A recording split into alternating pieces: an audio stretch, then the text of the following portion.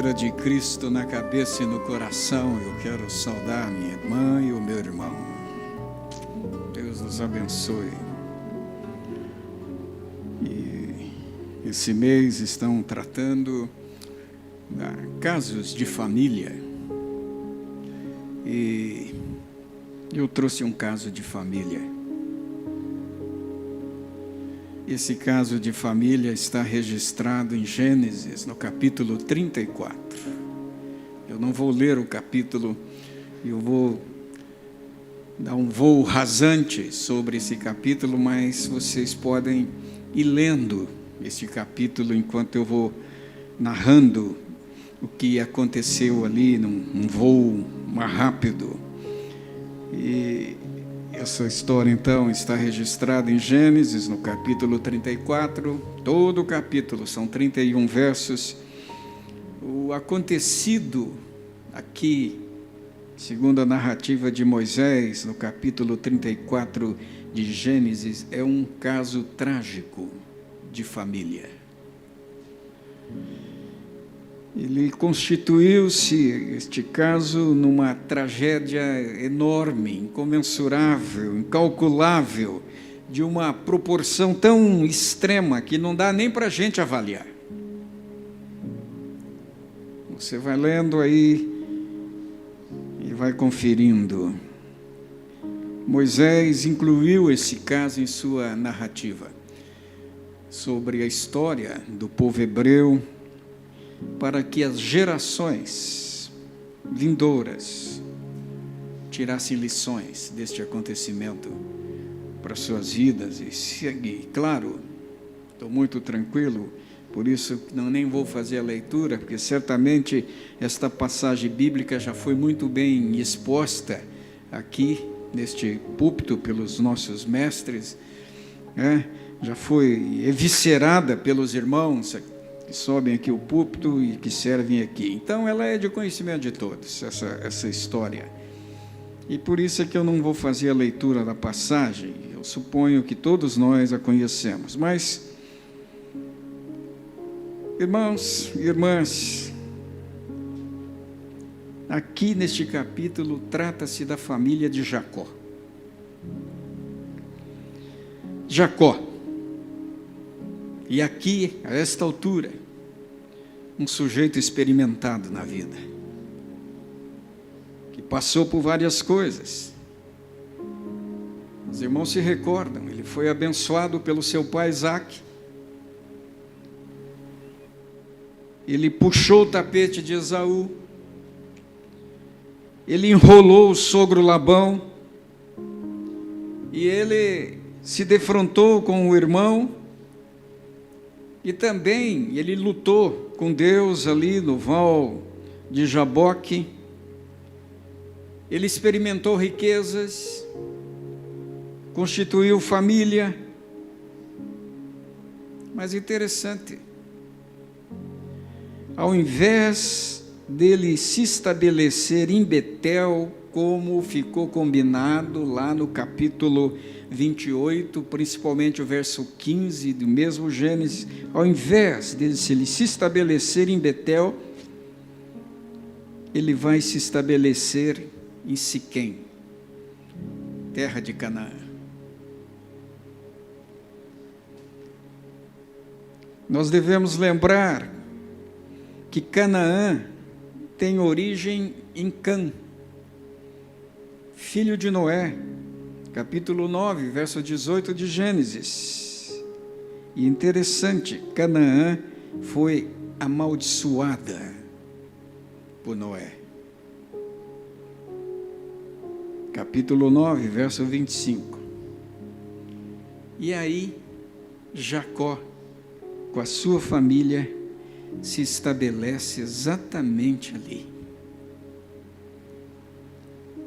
E interessante, que o verso 20 do capítulo 3, as Escrituras diz que ali Jacó levantou um altar e lhe chamou Deus, o Deus de Israel.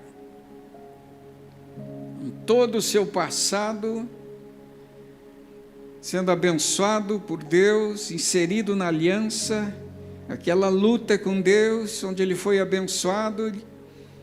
Havia de Deus ali uma determinação: estabeleça aqui em Betel, onde ele teve aquele sonho. Mas ele foi viver em outro lugar, quando ele saiu de Padã Arã, quando ele saiu lá do jugo do seu sogro Labão. E ele foi e se estabeleceu exatamente ali naquela terra que já havia sido amaldiçoada por Noé. E ali, naquela terra, viviam os cananeus, heveus e os ferezeus, povos de linhagem pagã, opostos da linhagem de Jacó. Exatamente o oposto. Jacó, patriarca da aliança de Deus. E ali Jacó então compra terras e se estabelece ali. E estabelecendo ali, comprando e vendendo, os irmãos já percorreram os olhos ali logo no início e perceberam exatamente que ali acabou que a filha de Jacó, essa menina chamada Diná, num certo dia, ela saiu para ver as meninas pagãs, as meninas da terra, as moças da terra, as filhas da terra. Interessante que ela foi vista por um filho pagão, Siquém, príncipe naquela terra. Siquém a sequestrou, a estuprou, a violentou, levou ela para casa e acabou se apaixonando por ela.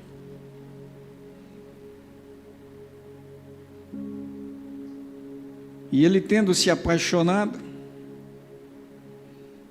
ele foi ao seu pai, sujeito chamado Amor, príncipe daquela terra também, e ele pediu a Amor, seu pai, que intermediasse junto a Jacó e arranjasse um casamento. Percebamos, irmãos, como é que Jacó foi dando passos com a sua família. Bem intencionado e a gente sabe que de boas intenções o inferno está cheio. Amor, o pagão, foi a Jacó. Conversou, contou o que tinha acontecido, e aí propôs se acertarem de uma maneira mais social. Vamos dar um jeito, vamos resolver essa situação, vamos cuidar dos interesses sociais, econômicos, e fez uma proposta muito persuasiva, exatamente a Jacó: vamos misturar os nossos povos, vamos misturar judeus e pagãos.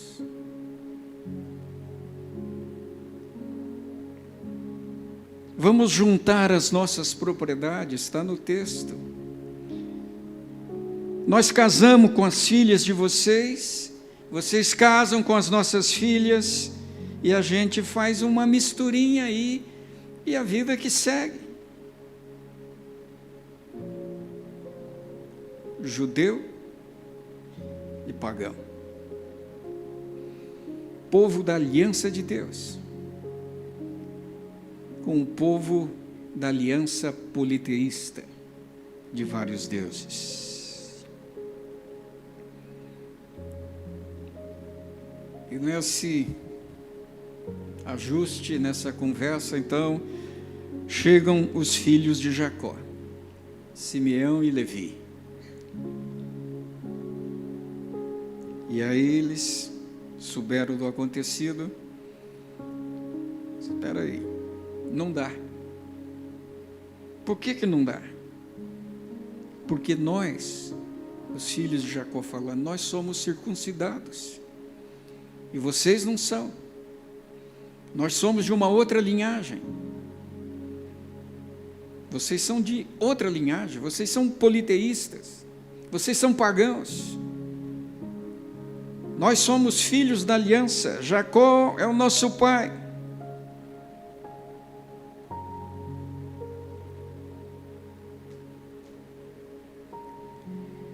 Deram uma brecada. Mas aí as Escrituras usam uma palavra muito interessante. Disse que os filhos de Davi, de Jacó, plenos de dolo, examinando a questão, ele falou: só tem um jeito, e só tem um jeito da gente resolver isso.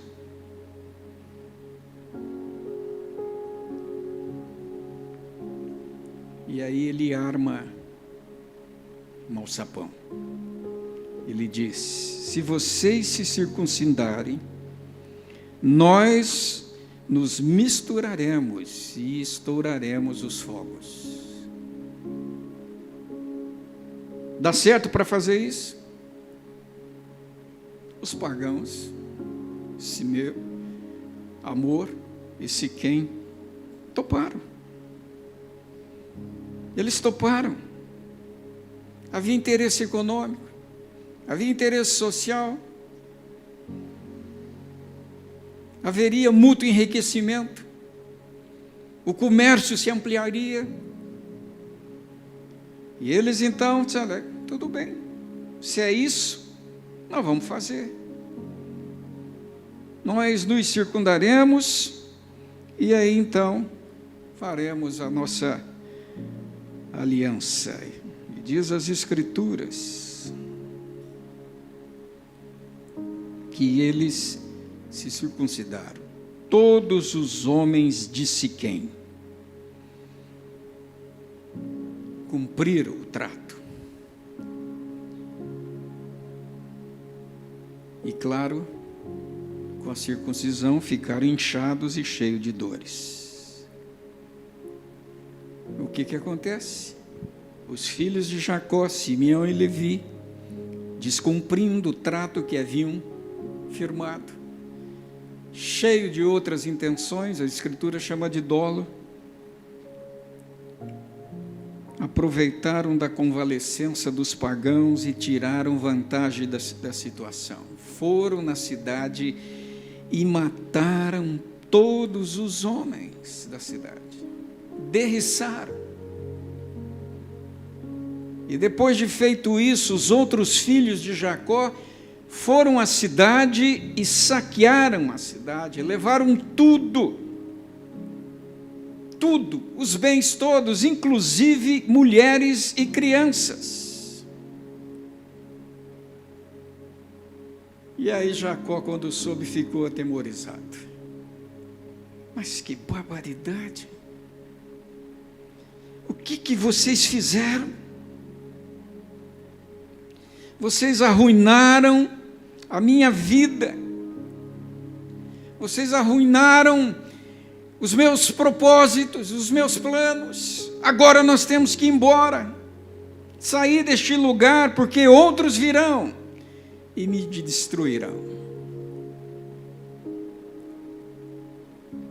A gente não percebe no texto que Jacó dissesse a ele mesmo: puxa, o que eu fui fazer? Por que eu vim para este lugar? Por que eu me aproximei deste povo? Irmãs e irmãos, esse é um relato de uma tragédia familiar na vida do nosso pai Jacó. E Moisés registrou isso.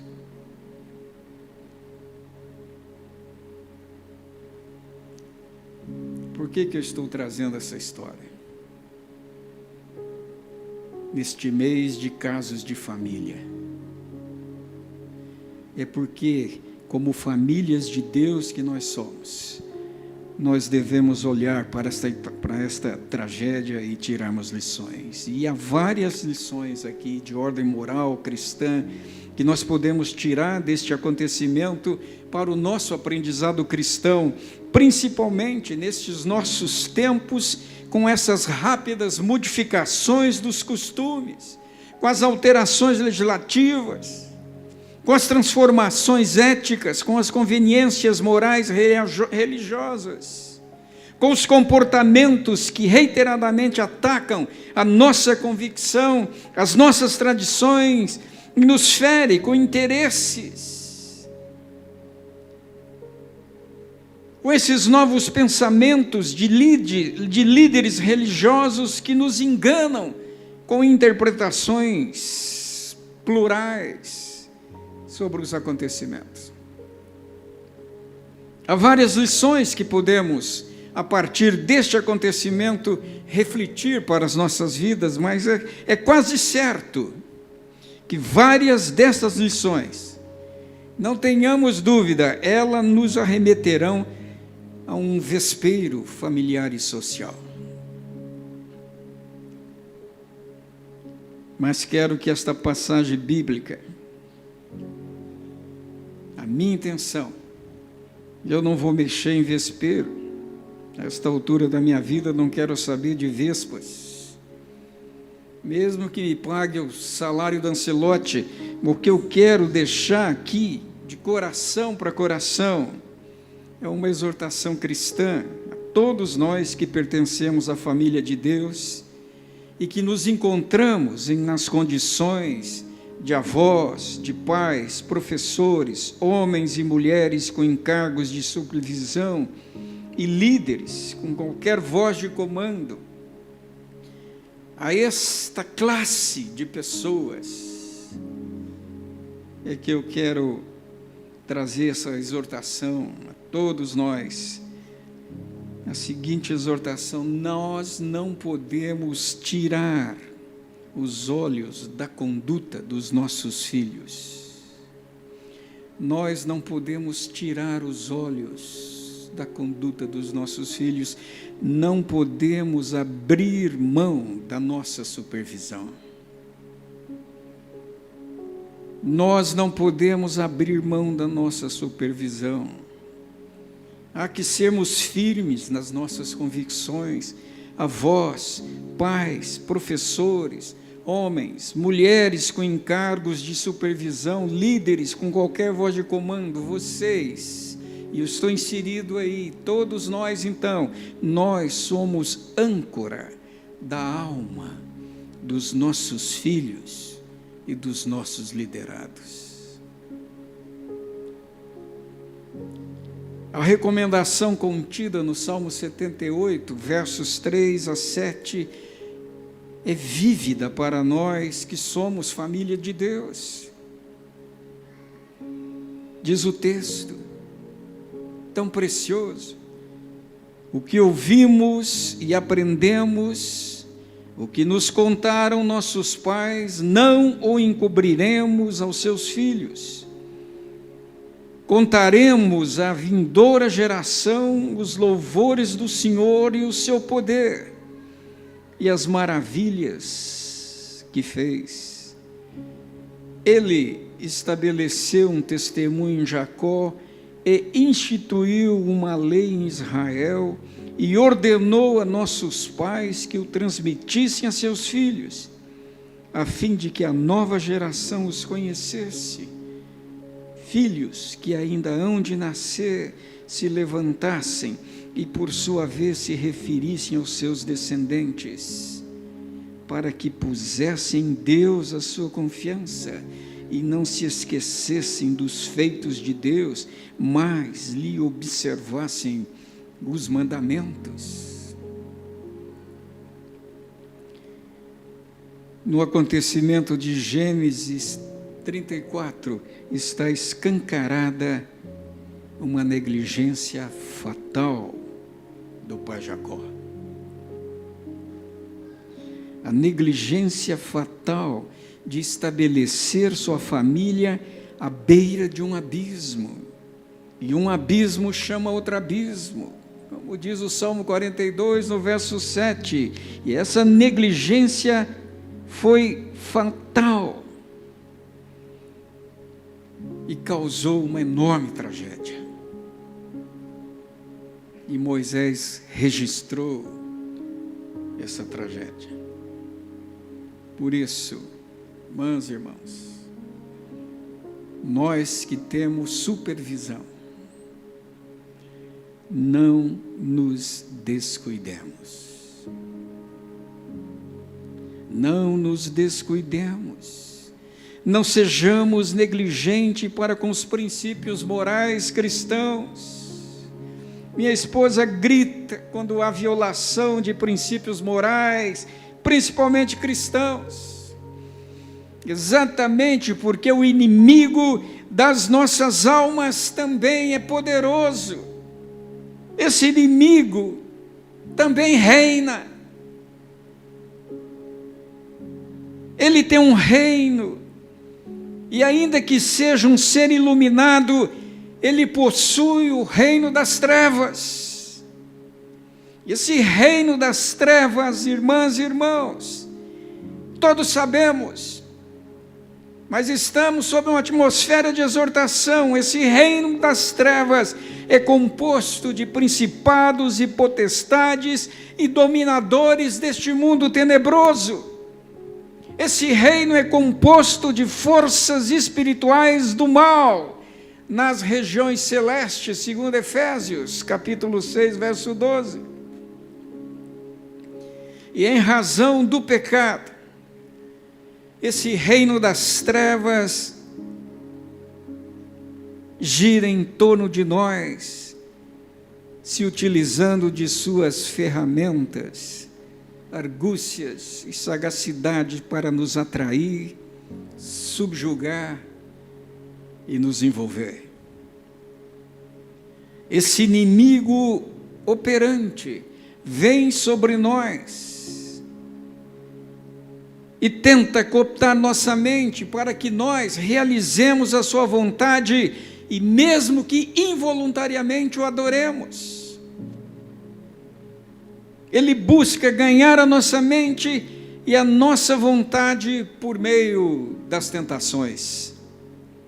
Através das tentações, o inimigo se associa a nossas curiosidades pessoais, próprias, naturais, que decorrem da queda no Éden. E assim, nesse amálgama maligno, desperta em nós a cobiça e a consequência do pecado. Lembra do texto de Gênesis? A curiosidade levou Diná a querer conhecer as moças pagãs. A curiosidade leva nossos filhos a dar uma pitada. Devemos estar atentos a essas sugestões que em cascatas caem sobre os degraus morais e éticos de nossos filhos e sobre nós mesmos. Não podemos ser negligentes em relação às influências que descortinam o mundo, porque estas influências são malignas. O mundo jaz no maligno, diz as Escrituras. E a todo instante, no mundo, estamos lidando com situações malignas e não podemos ser negligentes. E a única maneira de não sermos negligentes é não dar lugar ao diabo, conforme o contexto de Efésios, no capítulo 4, 27. E a única maneira de não darmos lugar ao diabo, que como leão anda ao nosso derredor querendo nos tragar, conforme Pedro o exorta no capítulo 5, verso 8, a única maneira de não darmos lugar ao diabo é andar em Cristo. Colossenses capítulo 2, verso 6, Paulo está exortando. Ora, como recebestes Cristo Jesus, o Senhor, assim andai nele. Andai nele. A vida cristã deve ser de progresso e continuidade com a verdade que pelas Escrituras nos são reveladas. A fé em Jesus deve continuar seguindo os passos de Jesus e alinhando nossas vidas em todos os seus dias, trazendo-nos ensinamentos a cada movimento no mundo, ensinamentos a respeito de Cristo, ensinamentos que nos fazem resistir todos os dias à influência do mundo. Irmãs e irmãos, nós devemos nos vacinar contra o vírus da negligência na vida cristã. E esta vacina, ela está no receituário aviado em Hebreus capítulo 2, verso 1 a 4. Por esta razão, importa que nos apeguemos com mais firmeza às verdades ouvidas, para que delas jamais nos desviemos. Se, pois, se tornou firme a palavra falada por meio de anjos, e toda transgressão ou desobediência recebeu justo castigo, como escaparemos nós, se negligenciarmos tão grande salvação? A qual, tendo sido anunciada inicialmente pelo Senhor, foi-nos depois confirmada pelos que a ouviram, dando Deus testemunho, juntamente com eles, por sinais, prodígios e vários milagres, e por distribuições do Espírito Santo, segundo a sua vontade. Irmãs e irmãos, não negligenciemos a nossa vida eterna. Não tratemos nos nossos relacionamentos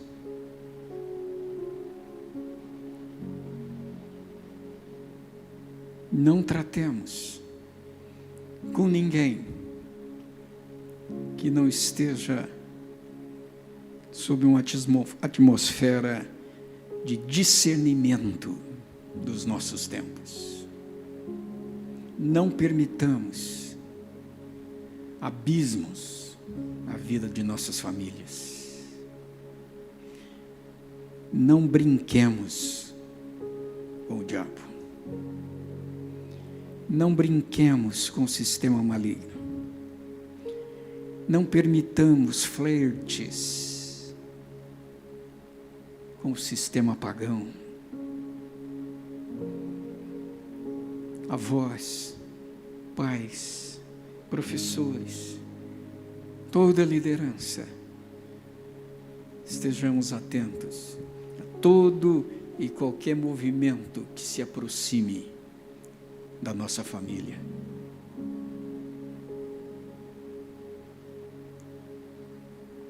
Não negligenciemos a nossa vida eterna. Vigiai e sempre orai, ó crente.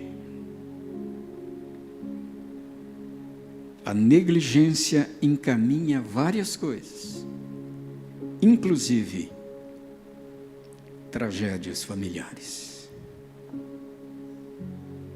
Que Deus nos abençoe.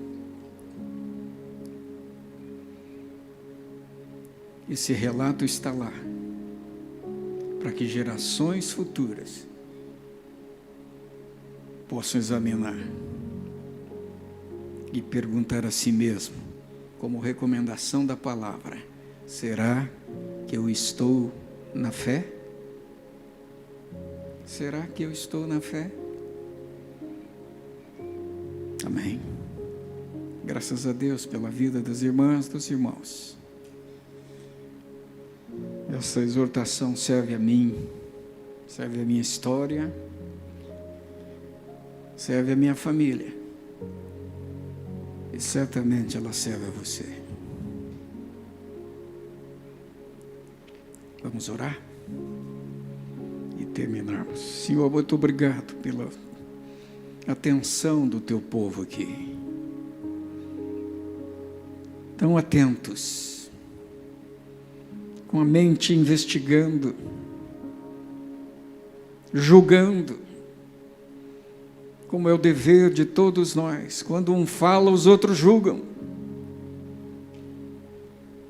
Obrigado por eles.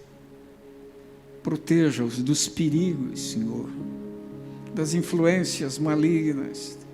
Livra-os destes perigos, livra-os das pessoas más. Livre as suas famílias, todos eles. Fortaleça-os na esperança de Cristo. Não permitam que eles transijam com os princípios fincados na Tua Palavra. Santifica-os na Tua Palavra. Dê a eles a esperança de poder responder a qualquer um que lhes perguntarem a respeito da sua fé. Torne-os testemunhas, cartas vivas do grande poder do Senhor, que através da cruz rasgou o escrito que era contra nós e o encravou na cruz e nos proporcionou vitória em Cristo Jesus. Faça isso conosco. Torne-nos mais amorosos, mais sensíveis à Tua Palavra.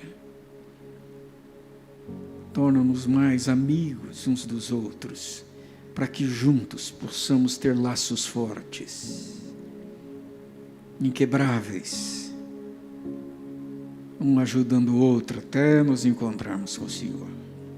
Em nome de Jesus, que a graça do Senhor Jesus, o amor de Deus Pai e a comunhão do Espírito Santo sejam com todos hoje e sempre.